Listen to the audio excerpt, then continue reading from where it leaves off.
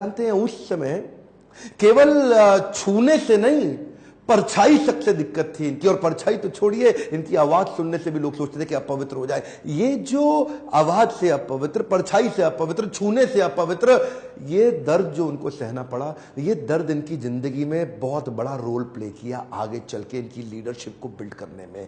जानते हैं, संस्कृत नहीं पढ़ाई जा रही थी, बोलते संस्कृत तो ब्राह्मणों के पढ़ने के लिए, तेरे पढ़ने के लिए तो है नहीं, स्कूल से निकाल दिया जाता। तो सायाजी महाराज गायकवाड़ नाम के एक राजा वहीं हुआ करते थे, जिन्होंने इसकी तकलीफ को समझा और वो इनकी तकलीफों को पहचानते थे। बहरहाल इनकी पढ़ने की इतनी इच्छा को देख के उन्होंने इसको स्पॉन्सर किया, स्कॉलरशिप दी ताकि ये जाके वेस्ट में लंबी पढ़ाई कर सके। देखिए, ध्यान दीजिए, बात आज की नहीं है, बात 110 साल पुरानी है। 1908 1909 उस समय एक सबसे निचले पायदान से उठा हुआ महार जात का लड़का जाकर के इंटर करके आया इंग्लिश में मुंबई से। उसके बाद वही बीए करी, पॉलिटिकल साइंस और इकोनॉमिक्स में। रुका नहीं, तुम मुझको यहां नहीं पढ़ने दोगे, मैं जाऊंगा दुनिया की बेस्ट यूनिवर्सिटी में, रोक के तो दिखाओ। और वही स्कॉलरशिप लेकर के निकल गया न्यूयॉर्क, कोलंबिया यूनिवर्सिटी जाकर के उसने पहले तो एमए करी, पॉलिटिकल साइंस, इकोनॉमिक्स, हिस्ट्री और सोशियोलॉजी में। उसके बाद पीएचडी करने निकला। यहां नहीं रुका, लंदन स्कूल ऑफ इकोनॉमिक्स चला गया।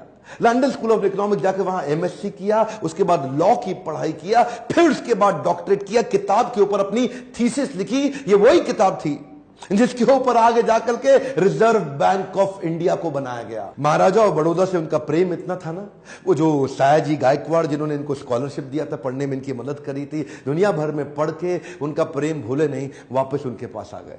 बोला, आप दुनिया भर में पढ़ के आए हूं, आपकी सेवा में आना चाहता हूं। तो उनको मिलिट्री सेक्रेटरी की नौकरी दे दी गई और उस समय ये नौकरी बड़ी मानी जाती थी। अब ये बड़ी पदवी पे तो आ गए थे, लेकिन वो छुआछूत ने इनका पीछा थोड़ी छोड़ा।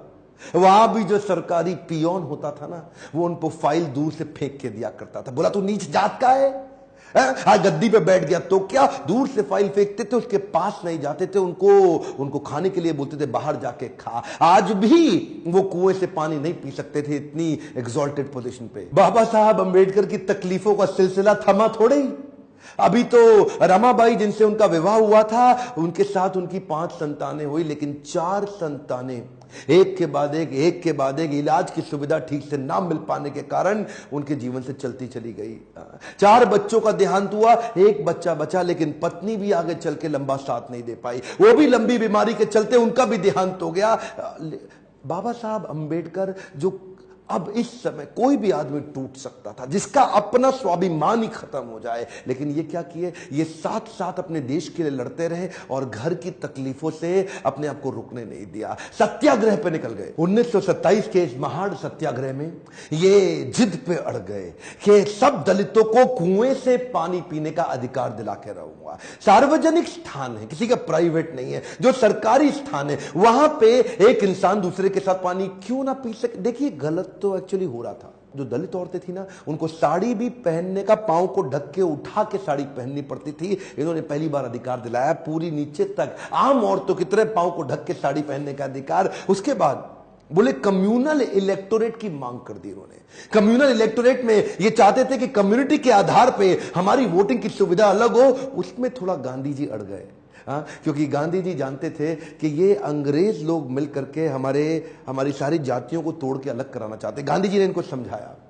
देखो क्या बोले अंबेडकर जी, मैं आपको रिजर्वेशन दिला दूंगा, मैं आपको बाकी सब मदद करूंगा, सब करूंगा, लेकिन अलग नहीं करते। अब जातियों के आधार पर अगर देश को अलग किया तो मुझे स्वतंत्रता नहीं मिल पाएगी, मैं अंग्रेजों से लड़ नहीं पाऊंगा, मेरे साथ खड़े होकर मेरी ताकत बनो। वो जब अंबेडकर नहीं माने तो गांधी जी ने फिर उनको रिक्वेस्ट की और उसके बाद अनशन पे बैठ गए गांधी जी। बहरहाल अंबेडकर उस समय उनके सामने बड़ी दुविधा आ गई। वो सोचे, एक तरफ मेरी अपनी जाति के लोग, मैं उनकी मदद करूं, और एक तरफ देश में आंदोलन लड़ रहे हैं गांधी, उनका जीवन, इनके जीवन का त्याग ना हो जाए, कहीं ऐसा जीवन ना खत्म हो जाए। उन्होंने गांधी जी को समझाया, बोला ठीक है, आप अपना अनशन छोड़िए। पूना पैक्ट वहां साइन किया गया और पूना पैक्ट जब साइन किया, उस समय इन्होंने रिजर्वेशन तो कम से कम कंट्रोल में कर लिया। The evolution of provincial finance in British India नाम की इनकी किताब, द प्रॉब्लम ऑफ रूपी नाम की 2 किताबें, जिसके आधार पे आरबीआई की स्थापना हुई। मैं दोबारा बोल दूं क्या? इन्होंने जो किताबें लिखी उसके आधार पे आरबीआई की स्थापना करी गई। कैन यू इमेजिन, भारत के सबसे निचले पायदान से आया एक यंग लड़का जिसकी कोई मदद करने वाला नहीं, आज उसकी बुद्धि पे आधारित हमारे कॉन्स्टिट्यूशन की स्थापना भी की जाएगी। इनकी ज्ञान, बुद्धि और कौशल का लोहा इंडियन लीडर्स और ब्रिटिश लीडर्स दोनों मानते थे। 1947 में भारत आजाद हुआ और गांधी जी के पास नेहरू अपनी पूरी कैबिनेट की लिस्ट लेकर के आए।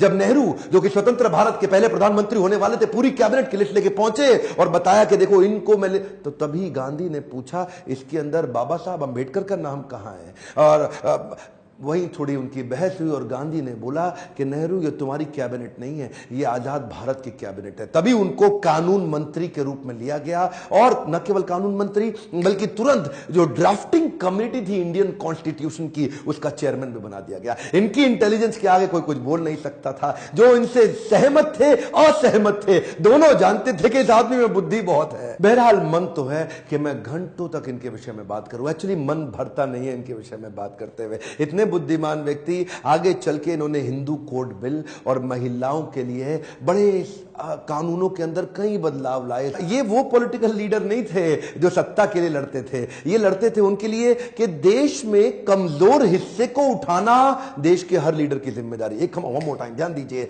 चाहे वो महिलाएं हो, चाहे वो जाति धर्म के आधार पे हो, कमजोर हिस्से को आगे बढ़ाना, सपोर्ट करना, तभी देश आगे चलेगा। खुशहाली आएगी तो फायदा सबका होगा। कम ऑन, ध्यान दीजिए, पूरे देश में खुशहाली आएगी तभी फायदा सबका होगा। इनकी भाषा में, इनके भाषण में, इनकी चर्चा में, इनके आचरण में, इनकी किताबों में और ड्राफ्टिंग कमेटी में चेयरमैन होते वक्त कॉन्स्टिट्यूशन को लिखने में सहनशीलता लगातार दिखती रही। अहिंसा परमो धर्म, बौद्ध धर्म को अपनाने लगे।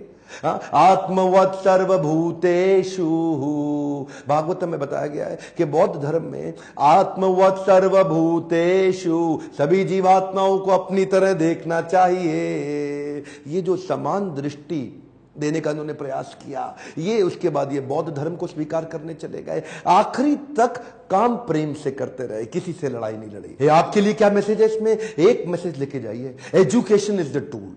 पूरी जिंदगी में सबसे निचले कमजोर तबके को उन्होंने उस एजुकेशन के बल पे तो खड़ा किया। ये लगातार जो पढ़ते रहे लोग, इनके सामने चुप, इनकी एजुकेशन के चलते तो हो जाते थे। कोलंबिया यूनिवर्सिटी आगे चल के इनको number 1 scholar in the world की उपाधि से नवाजा गया। देश ने इनको भारत रत्न दिया। एक बात समझ लीजिए, इनके बराबर लीडर पृथ्वी में गिनती की होते हैं, परसेंटेज में नहीं होते। लर्निंग क्या है? Education is the tool. Entertainment के तो बहुत चैनल होंगे यूट्यूब पे, पर मैंने एजुकेशन का चैनल बना है, कोई एंटरटेनमेंट नहीं है इधर। और देश को भीमराव रामजी अंबेडकर के विषय में एजुकेट करना, उनके संघर्ष के बारे में बताना मेरी आपकी पूरे देश की जिम्मेदारी है। बताइए तो सही लोगों को कैसे संघर्ष से उठ के खड़े हुए हैं। शेयर करिए वीडियो, जिसको हो सकता है, जिसको इंस्पिरेशन मिल सकती हो, कमेंट बॉक्स में बताइए। अगर किसी और लीडर का वीडियो देखना चाहते हैं, लाइक करिए। अगर थोड़ा भी वीडियो पसंद आया, जितने लाइक उतना मेरा उत्साह बढ़ेगा। बताइए कि आपको कैसा लगा ये वीडियो। सब्सक्राइब करिए, बेल आइकॉन हिट करके दूसरों से भी करवाइए। मेरे साथ जुड़े रहने के लिए प्रेम पूर्वक हर बार